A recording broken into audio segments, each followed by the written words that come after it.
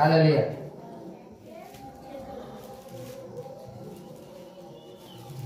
আচ্ছা, আমাদের কিন্তু মাঝখানের একটা রবিবার আছে, তাই তো নাকি? হালেলুয়া। আর একটা রবিবার, তাই তো?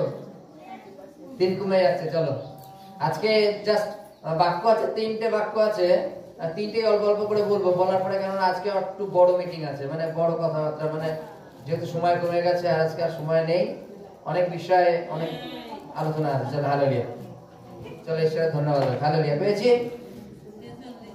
হালেলুয়া। লূকা লিখিত সুসমাচার 1:46। হালেলুয়া।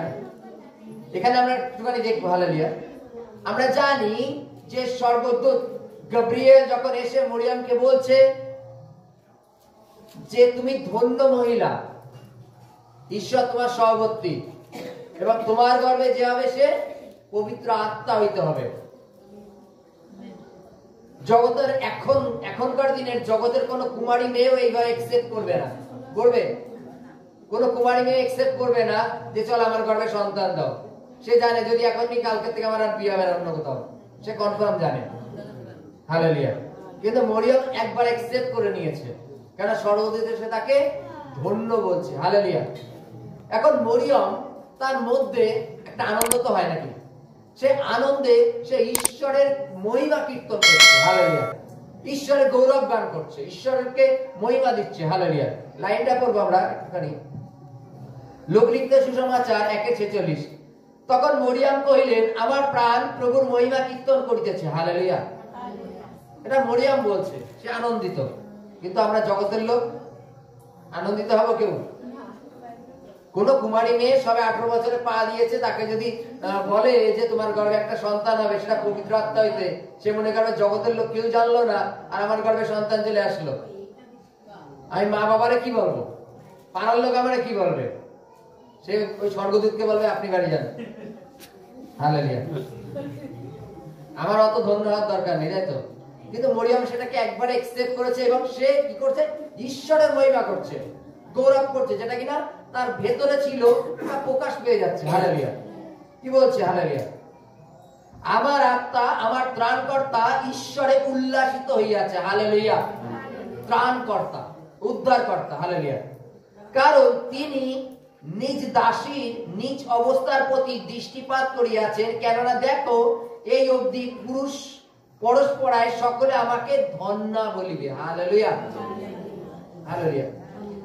কারণ যিনি পরাক্রমী তিনি আমার জন্য মহৎ মহৎ কার্য করিয়াছেন এবং তার নাম পবিত্র, আর যাহারা তাকে ভয় করে তাহার দয়া তাহাদের পুরুষ পরস্পরায় বর্তে। হালেলুয়া।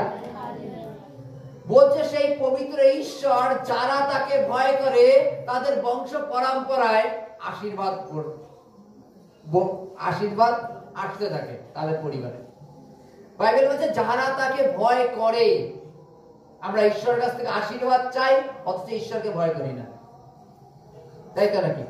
এখানে মরিয়ম এতটা আনন্দিত, সে বলছে যে ছোট্ট দাসীর পরে ঈশ্বরের অনুগ্রহ এসছে, ছোট্ট দাসীকে ঈশ্বর বেছে নিয়েছেন তার রাজ্যের জন্য, তার সেবার জন্য। বলছে আমি আমার ত্রাণকর্তার জন্য আনন্দিত। স্বর্গদূত গাব্রিয়েল এসে কি বলেছিল? যে তোমার গর্ভে কে জন্মাবে? একজন ত্রাণকর্তা, যে জগতের লোককে ত্রাণ করবে, উদ্ধার করবে। এবং সেই ত্রাণকর্তার জন্য, যে সেই ত্রাণকর্তাকে আমি আমার গর্ভে থেকে জন্ম দেব, এর থেকে বড় আনন্দিত আর কি হতে পারে?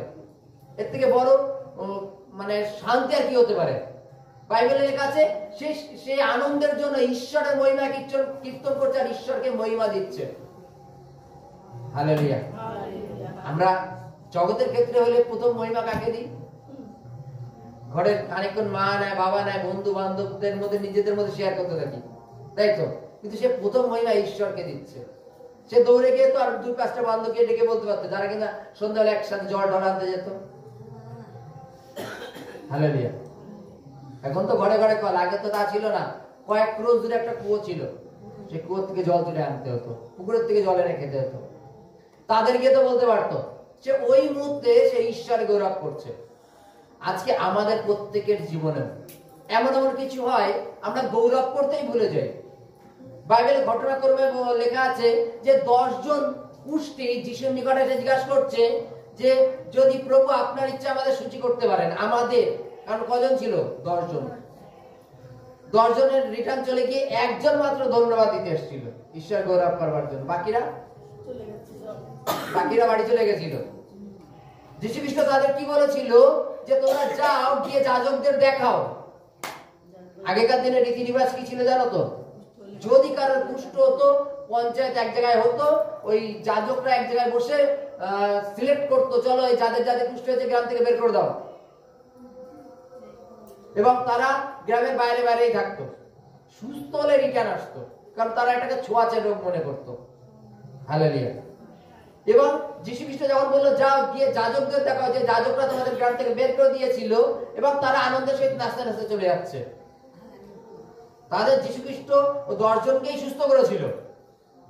তিনি বলেনি যে পার্সোনাল একজনই সুস্থ, তিনি 10 জনকে বলছে যাও তোমরা যাজককে দেখাও। তার এই মুখের কথাটা সেই 10 জনে বিশ্বাস করে নিয়েছিল, এবং তারা রিটার্ন চলে গেছিল।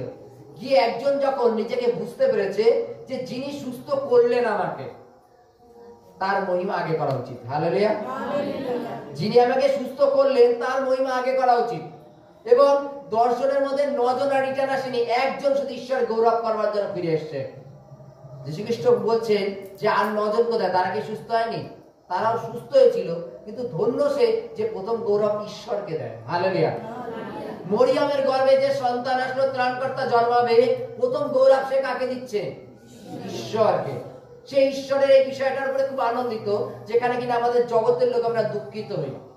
Hallelujah, hallelujah. এবং বাইবেলের কাছে যাহারা তাকে ভয় করে, ঈশ্বর তাদের বংশ পরম্পরায় আশীর্বাদ দেয়। Hallelujah, hallelujah.